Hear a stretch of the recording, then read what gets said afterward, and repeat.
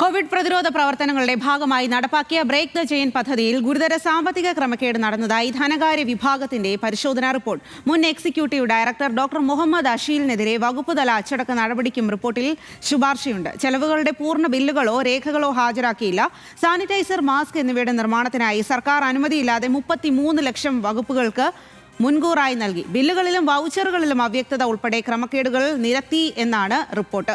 ദേവൻ MP ആണ് വിവരങ്ങളുമായി ചേരുന്നത്. ദേവൻ, ഗൗരവകരമായിട്ടുള്ള ക്രമക്കേട് നടന്നു എന്നുള്ളതാണ് ഇപ്പോൾ ഈ കോവിഡ് നടന്നത്, അല്ലെങ്കിൽ കോവിഡ് ഉണ്ടായ സമയമൊക്കെ കഴിഞ്ഞ് ഇത്രയും വർഷങ്ങൾ കഴിഞ്ഞതിന് ശേഷമാണോ ഇത് കണ്ടെത്തുന്നത്? എന്തെല്ലാമാണ് ഈ ക്രമക്കേടായി ഇപ്പോൾ കണ്ടെത്തിയിരിക്കുന്നത്? റിപ്പോർട്ടിൽ എന്താണുള്ളത്?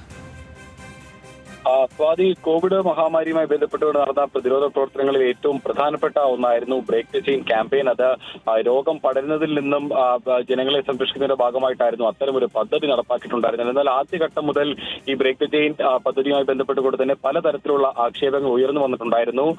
അന്നത്തെ സർക്കാരിനെതിരെ ടിക്കറ്റും അപ്പോൾ തന്നെ സാനിറ്റൈസറും മാസ്കും അടക്കം വാങ്ങിയതിലെല്ലാം തന്നെ ഈ സാമ്പത്തിക ക്രമക്കേട് ഉണ്ട് എന്നുള്ള കാര്യത്തിൽ പ്രതിപക്ഷം ആരോപണം ഉന്നയിച്ചിട്ടുണ്ടായിരുന്നു. പിന്നീട് ഇപ്പോൾ അതിനുശേഷം ഈ അക്കൗണ്ട്സ് ജനറൽ നടത്തിയ ഓഡിറ്റിലാണ് ഇത്തരത്തിൽ ഈ ഗുരുതരമായിട്ടുള്ള ക്രമക്കേട് കണ്ടെത്തിയിരിക്കുന്നത്. ഇതിന്റെ ഭാഗമായി സാമൂഹ്യ സുരക്ഷാ മിഷൻ മുൻ എക്സിക്യൂട്ടീവ് ഡയറക്ടർ ആയിട്ടുള്ള മുഹമ്മദ് അഷീലിനെതിരെയാണ് ഇത്തരത്തിൽ ഈ സാമ്പത്തിക ക്രമക്കേടിൽ ഇപ്പോൾ ആരോപണം ഉയർന്നു വന്നിരിക്കുന്നത്.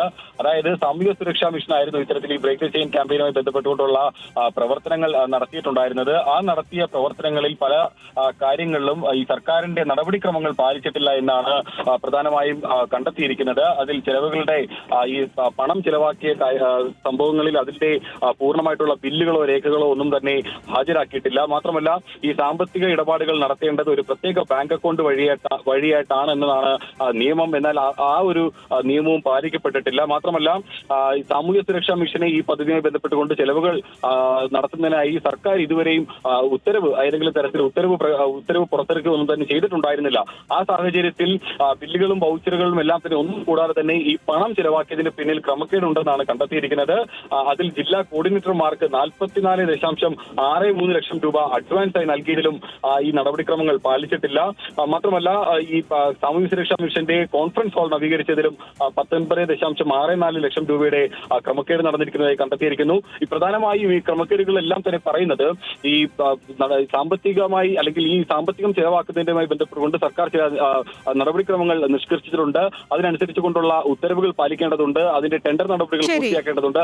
ഇത്തരം കാര്യങ്ങളൊന്നും പരിഗണിച്ചിട്ടില്ല എന്നാണ് ആരോപണം ഉയരുന്നത്. പക്ഷേ ഇതേ സമയം ഈ ആരോപണങ്ങളെല്ലാം തന്നെ നിഷേധിക്കുന്നുണ്ട് ഡോക്ടർ മുഹമ്മദ് അഷീൽ. കാര്യം എന്തെന്ന് പറഞ്ഞാൽ അത്തരം ഒരു എന്തായാലും വലിയ തരത്തിലുള്ള ക്രമക്കേടുണ്ടായി ബ്രേക്ക് ദ ചെയിൻ പദ്ധതിയിൽ എന്നുള്ള റിപ്പോർട്ട്, ഗുരുതരമായിട്ടുള്ള റിപ്പോർട്ടാണ് പുറത്തു വരുന്നത്.